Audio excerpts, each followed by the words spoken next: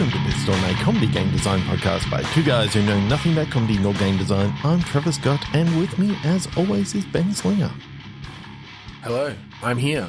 You are here. Already forgetting that I'm on video. Yes. We are trying out the video thing again. If you're just a listener of the show, then it doesn't really matter to you. It really doesn't. But if you're curious, head over to our YouTube channel and check that out. Check out the video version. It's the same, but different. It's the same, but with our faces on it. Yeah, and when you see it once, you probably don't want to see it like that again. But yeah, I mean, who wants to see? It was fun for episode 400, and we thought, well, let's bring it back. Early 40s white straight guys on a podcast. Yeah. Like, as if that's not something you've seen before. So anyway, tonight we're going to play some Click Pitch. Yeah. Because especially when we do the video version, that's the only thing that I've got set up right now. So Click Pitch is a game where we each have a random word generator in front of us. On the count of 3, 2, 1, click. We click refresh. We get our words. We throw them at each other. We put them on the screen. And then we just, come up with a game design. That's it.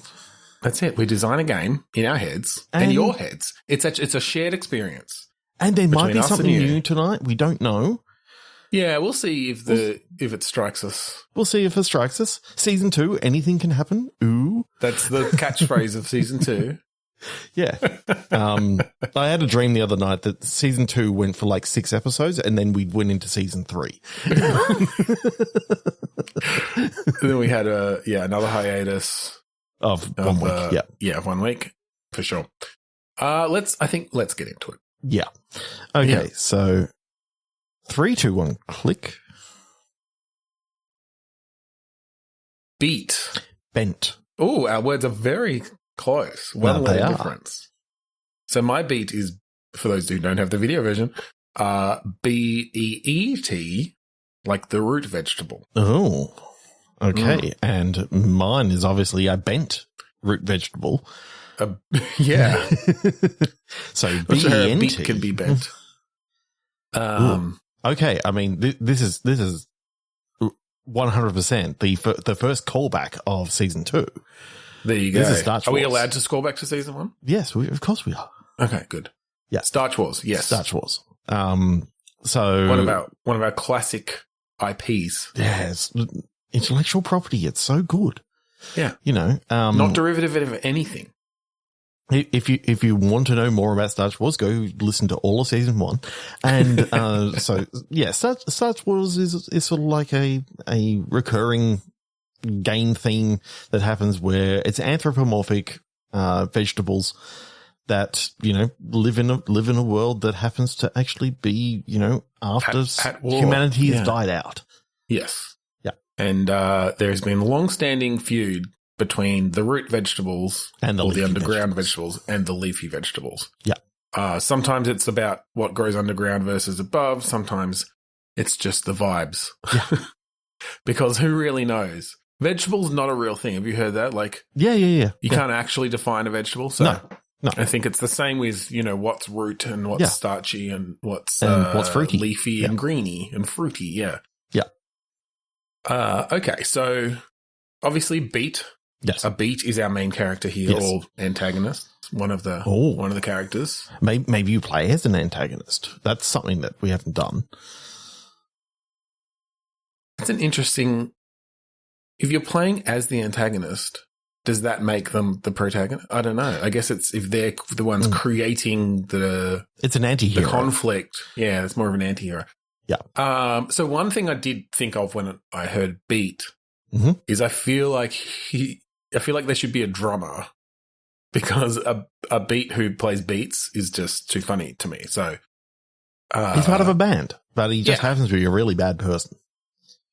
Oh, really bad vegetable, sorry. It's an evil band.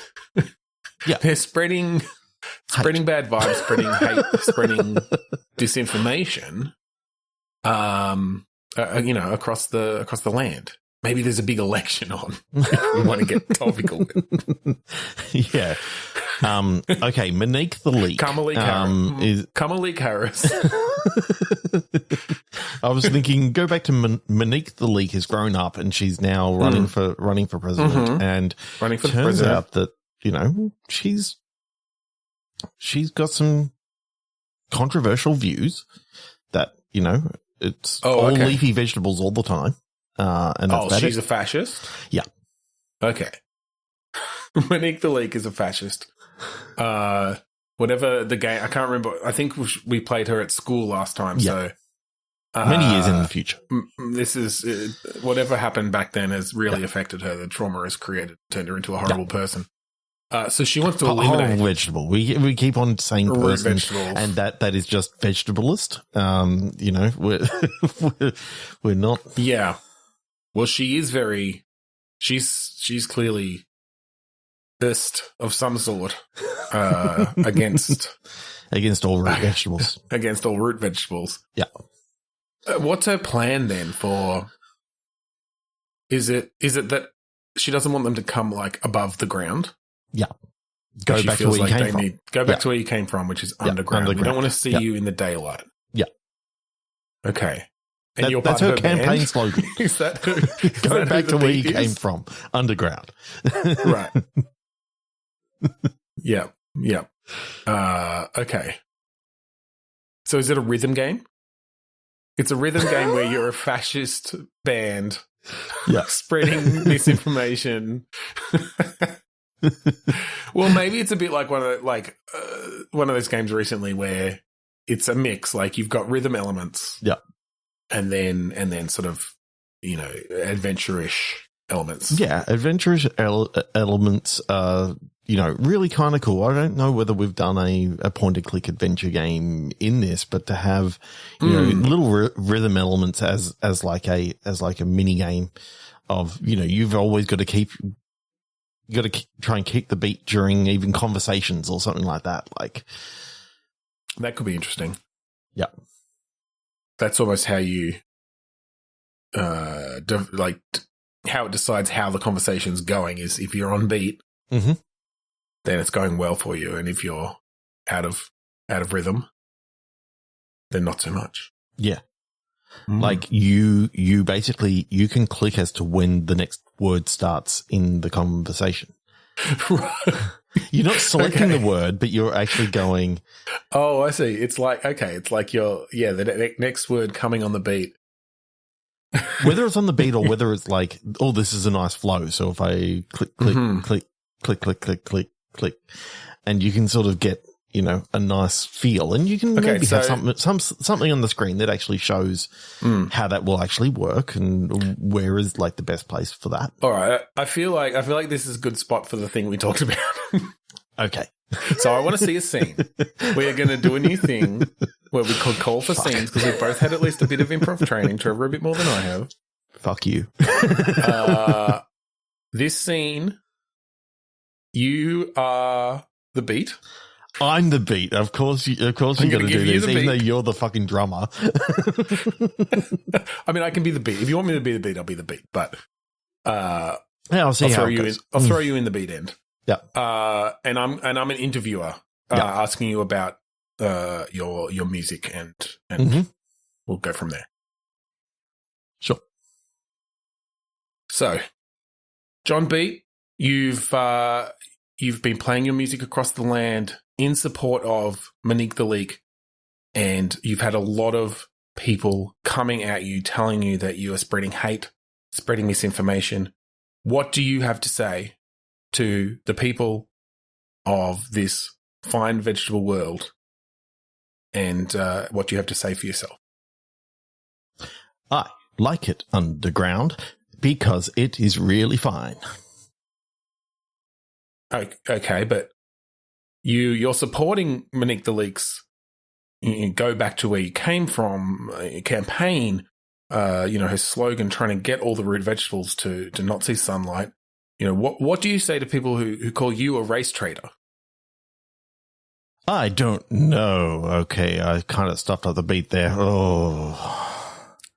Right. Yeah. Sorry. So you're a drummer. I'm a drummer. I need to keep on the beat. Sorry. Do you need me to count you in? Let me try that again. Because I like it underground, I'm going to sing this song. Shit. I'm sorry. Not feeling it. I'm not feeling it right now. Do you need me to up the BPM? Yeah. Maybe take it down a little bit so I don't have to be so up, because you're right. Like, it doesn't feel right, man. Like, I feel like I'm the bad guy, but I love it underground. I like it dark because that's the type of music that I like. And, all my music is underground. So of course it makes sense. And I'm getting paid a fuckload of money for this. Oh, okay. Tell us more about that. You're getting paid to talk against your people. I'm not talking against them. I'm a root vegetable. It's very clear, though, Monique, the Leek's campaign strategy. Yeah, you're right. Maybe I should become the protagonist in the story and rise from underneath. But that means I've got to go underground again, and then I'm sort of proving it right that I should go back to where I come from so I can rise up from the underground. And look, as Monique the Leek's running opponent, the incumbent president of Veggietown likes to say, be the hero of your own story and rise up to the sunlight, no matter what. Yeah. We can all see that from good old Sleepy Potato Johnson. Yeah. Sleepy Potato Johnson. Yeah. I was off the beat there. Yeah. I see what you did there. God, that was horrible. Whatever, it's staying in the episode. Yeah. Fuck you. All right, 3, 2, 1, click. 3, 2, 1, click. Okay. Archive. Reprisal. What happens when you reprise something from the archives? Like bringing something from the archives. Yeah. Bringing something back. I do like that. I do like that a lot. There's something about an archive. I remember when we were talking about this during our last improv class together. Archive 81, I'm pretty sure it was called. Like, there's something about that sort of mystery show and like what you could do with an archive. That's where my mind went too. I like the idea of you're going through and like digitizing old tapes or something. Either digitizing old tapes or looking for certain things on the story that you're currently investigating. So maybe the archive reprisal is you're going back to the archive multiple times over the course of the game. So I like this as one of those games along the lines of Immortality or Her Story, where you've got actual full motion video, and you're having to watch these things to like find clues, find ways to connect things. To like you said, maybe you're a reporter or an investigator on a story of some sort, and you're having to use that, and you start obviously unraveling something larger than what you thought this story even was. Ooh. My mind has just gone back to the TV show Fringe. And one of the cool things that happened at the start of that series was the observer that you see in the background of all these clips, and they only make mention of him episodes in. And when you look back, it's like, oh shit, he's been in every single episode so far, and he's just in the background somewhere. Just the idea of, as you're going through these clips and doing these stories, you notice the same person in every single one of these clips. I definitely like that. Yeah. Did you play Immortality? No. So one of the interesting things about that game, Immortality was just... So it was a game where you're essentially going through videos. Essentially, they filmed 3 full movies. Fantastic. Okay. And from sort of 3 different time periods, and all with this one actress, and you're able to watch them, and you find them out of order. And the way that you discover new things is just by clicking on something in the scene, and it will link to another scene that has a similar object in it. So you might click on like an apple in the scene, and you'll bring up, oh, I haven't seen this new scene, but there's an apple in the background, and then you've got that one, and it's in your archive, and then you can sort them by the time and that sort of thing. I should definitely look into it. Do not tell me anything more, but that sounds really cool. It's really cool. Awesome. I think it's on Game Pass, or it was. Yeah. But either way. Okay. Cool. I will check that out. So I think, though, with these sorts of games, one of the key things is how you navigate the video. Yeah. So I think that could be, an interesting thing to sort of figure out. There's something about a jog, having that thing of having to turn something and jog it forward, and then, you move it slightly forward, and it's like it moves forward at a slow pace or whatever. That would be ideal for, again, virtual reality to actually. Oh, okay. Yeah. I hadn't thought of it. Virtual reality or custom peripheral. Like, I mean, that's. Yeah. I do like the VR route. Or VR and custom peripheral. Yeah. But there's something about, I really, I'm really going with a custom peripheral now, that you kind of jogging something forward and having it spring back to the zero position to playing, which would keep it playing. Yeah. Or pause it. Or pause it, and there's something about that I do like that idea. I do think. Whatever. I was going to say, I do think if we were making this for real, that would be too much to ask. But whatever, we're not. Sure, let's do a custom peripheral. Yeah. Trevor's custom peripherals. First reference for season 1.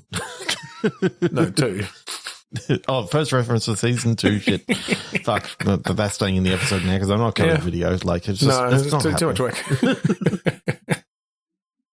This is why anything can happen in season 2, because if we're doing video, it's too much work to cut around. The audio version gets the exact same fucking audio, so buckle in. So if you hear something that sounds visually interesting in the audio, head over to YouTube. The reason I liked VR though was from the immersion aspect, because as we've done this looking before, behind you and seeing some fucked up shit, like well, or even just the fact that you're in this like basement of a TV studio or something, or or an archive, a library, National Library or something. You've got these boxes of tapes. You're going through them. You're physically putting them in. Yeah, jogging through with your jog wheel to try to find the interesting bits. And then going and pulling out a filing cabinet or something, picking up, flicking through and picking the file out and putting that tape in, and absolutely just the physical nature of it, it just makes sense. Like, it really does. And again, though, I think where that would become tricky is, how do you catalog that in the video game? How do you make it so that the player can easily switch back to, like, oh, what was that video? When you play it, it automatically digitizes. Right. Okay. Oh, that could be cool. Yeah. So if you switch over to, then you've got, like, on your computer screen, you've got a list of everything you've done. Clips that you've watched. You can add bookmarks, you can add tags to them or something, so that you can, like, categorize it as, that's a good idea. But what I was thinking, what could be interesting, you were saying, like, going through a filing cabinet, I think having the newspapers and the other files, like police files and stuff, could add to that, where you don't just have the video, you've got that as well, and it's about connecting these things up. And you can put that on the scanner, and it's like, it just instantly comes into the... Yeah, I do like that idea, actually, of you're almost narrowing down, okay, what is the useful media? What are the useful files? What if, this is a dark, dingy basement, but you got like the technology from Minority Report that you can just, sort of yeah. I mean, again, in VR, that works well. I mean, there's nothing to say that in the future, there's nothing to say that we're in the future that computers have that interface, that we're not still having to go through old files and stuff. Like, it's not like everything's digital yet. I just love the idea that you're going through this digitizing thing. You put this thing into a VCR and, you hear it go and load. Oh, you got to get the sound. You got to get the sounds in there. Oh, you're saying it. Oh, I see what you're saying. You get that. Yeah. And then it's like, and that's like now you can hear the, and it's like, and then you hear it while you're playing the rest of it. It's like it's slowly rewinding because it's like, be kind, rewind. I was going to say it's like some sort of video tape scanner that destroys it as it digitizes it because it's so fast.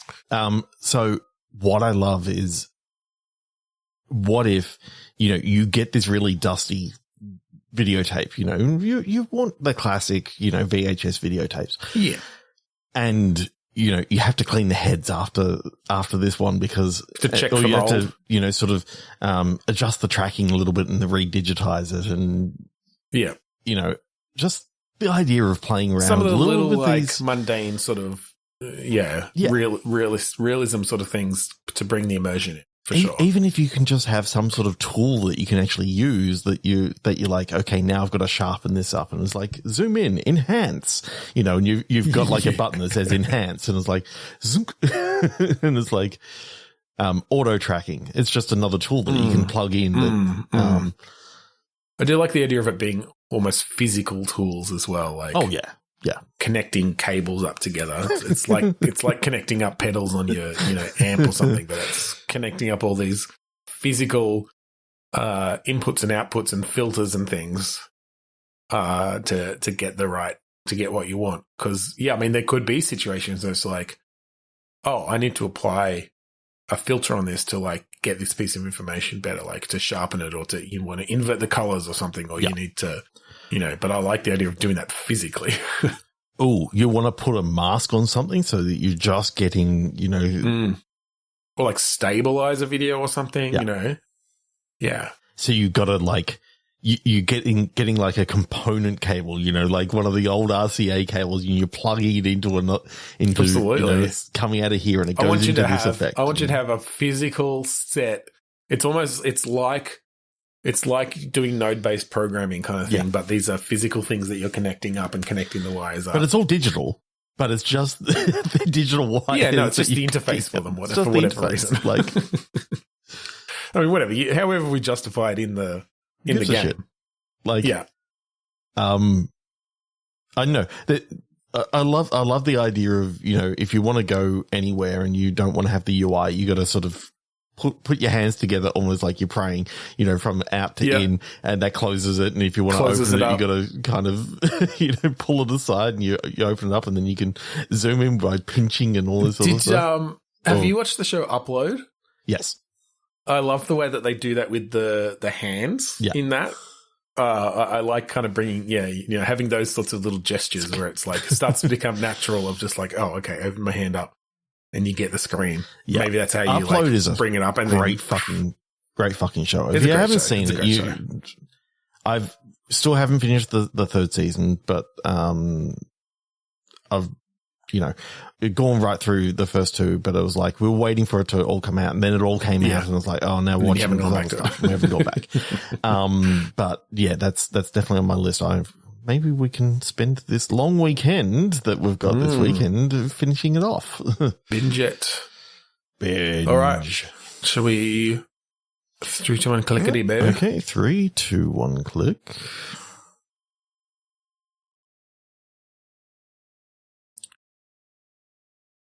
Cranberry. Lunchtime. Okay. So this makes me...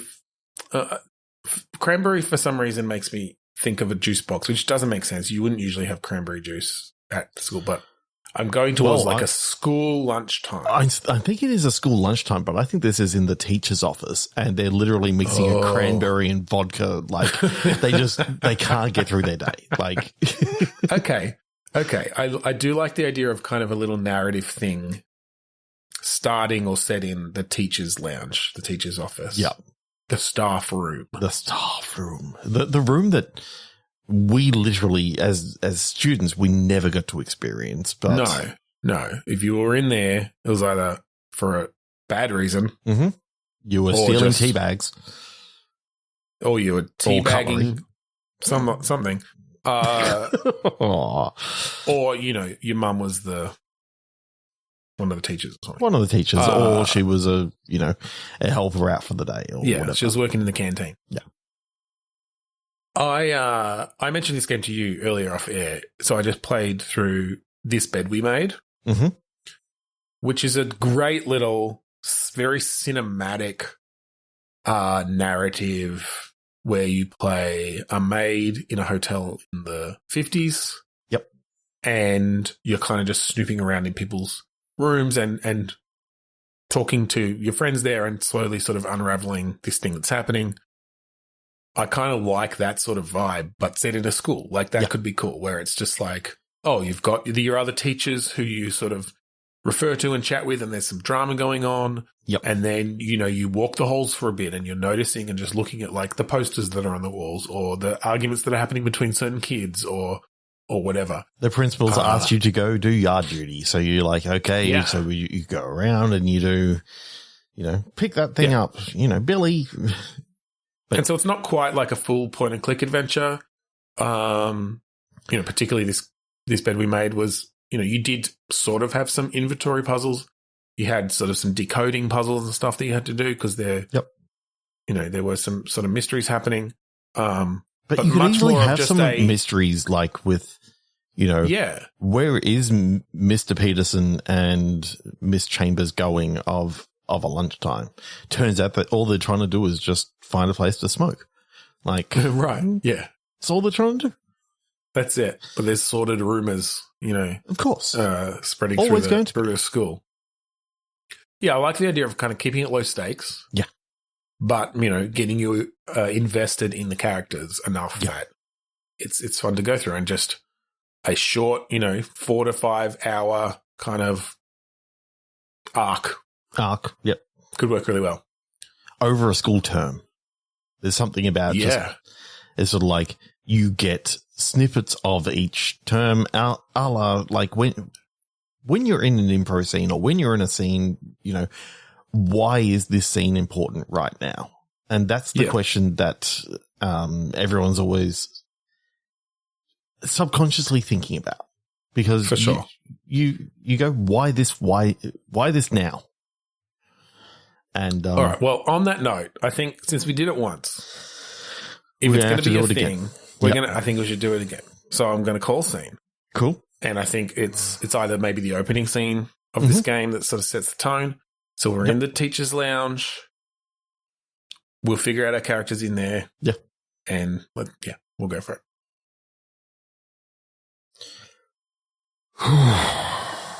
Oh boy, that was a long period.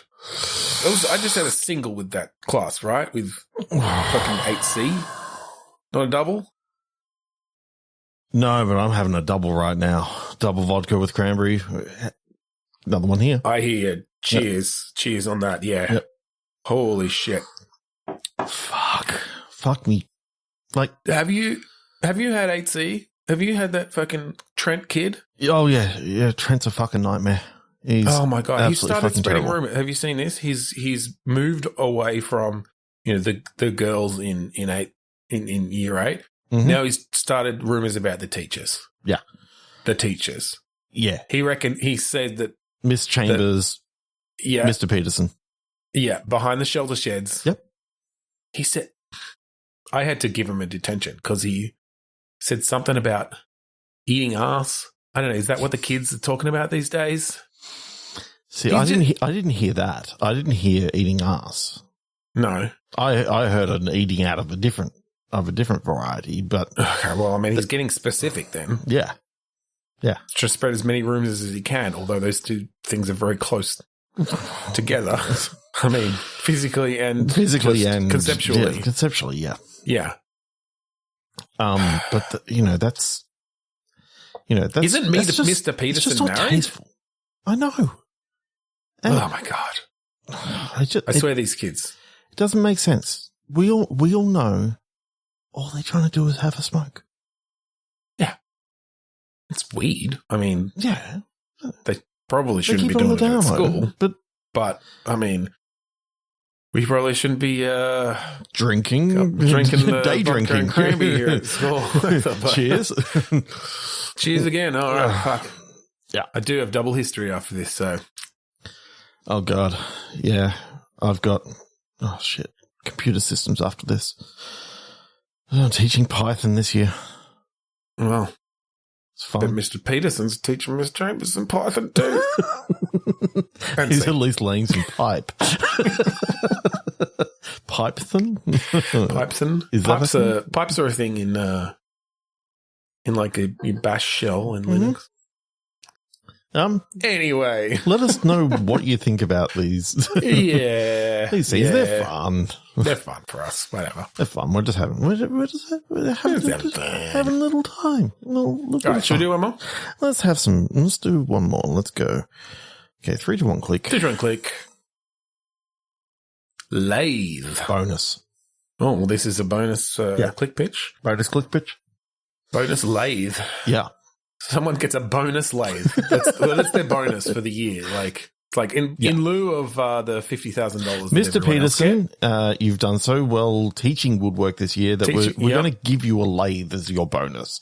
Mm-hmm. And this is a little story. Home use. It's a DLC to the previous game, but it's just Mr. Peterson's lathe. Mr. Peterson's lathe. It's like Mr. Holland's opus. Exactly. So, I mean, this is another VR game, and I mean, there's definitely some fun gameplay in lathing. Yes. Just the idea of like chiseling out in a radial, motion. In a radial motion. From a good old chunk of wood. Yeah. Having to like maybe match patterns or like solve. Now Mr. Peterson's solving puzzles, solving mysteries by creating keys that fit into radial locks. Yes, exactly. It just so happens that the lathe is the one thing that he can do to open that door to hell that he's got in his basement. Yeah, that's it. There's lots of little. Last time he did it, fucking that kid Trent in 8C came out. So so he's got to get him back in.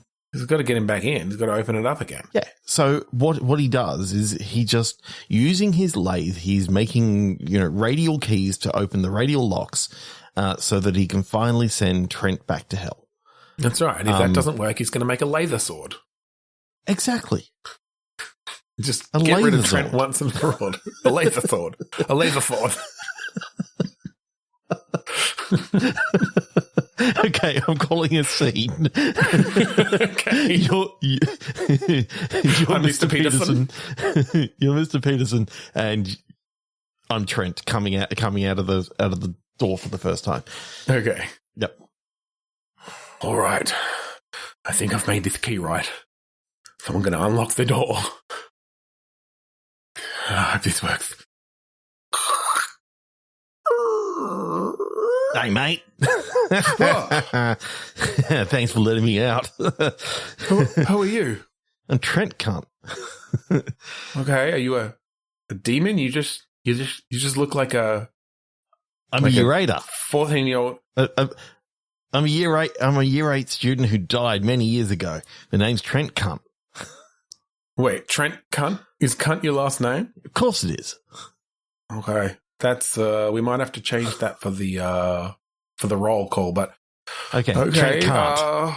I guess K-A-N-T can't. Okay. I guess it's good that you're back. How did you die? Got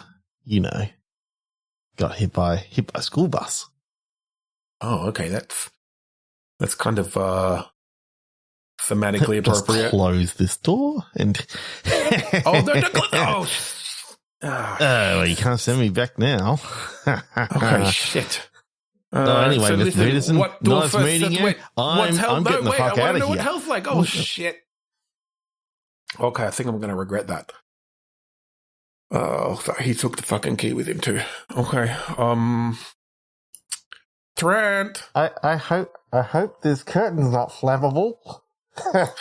Oh, shit. Oh, shit. Scene.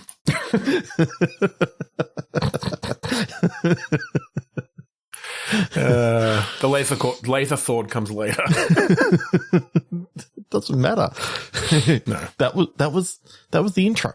That was the flashback. That was the flashback. Yeah. to I don't know why. Trent's escape. I feel like Trent Cunt is going to become a recurring character. Not the first time we've used that word in someone's name on this show. Episode 3. I'm pretty sure. Something like that. It might have been one of the, like, I think, was it one of the Peter Bread. Peter Bread and style situation. There's a flashback. All right. Well, I think that's the end of this episode, I think. Yeah. So thank you for joining us this week on Bitstorm. Yeah. If you liked what you heard /saw, go to podchaser.com/Bitstorm. All of our previous episodes are there. Leave us a review. Mm-hmm. Let us know if the Anything Can Happen Season 2 is doing it for you or not. And if not, it'll be over in 6 episodes. Like, as my friend says. According to Trevor's dream. That's it. No, well, it's got to go 400. I mean, we know that. I mean, we've set the standard now. Set the standard. Well, 400 plus, whatever. You know, we don't know what the podcast lawyers are going to do. We'll see. So if you like the song that we play at the start and end of each episode, that song is still called Mad Defiance off of the album Containment Failure. We haven't changed it. We haven't changed the song. We haven't changed the name of the song. No. So it's by the band Kuradust, and that can be found at kuradust.bandcamp.com for free. That's right. So thank you again for joining us this week on Bitstorm. I'm Ben Slinger. I'm Trevor Scott. And I'm running for Veggie President. Monique, please tell us more about your racist plan to send all the root vegetables back underground. We're going to build a floor.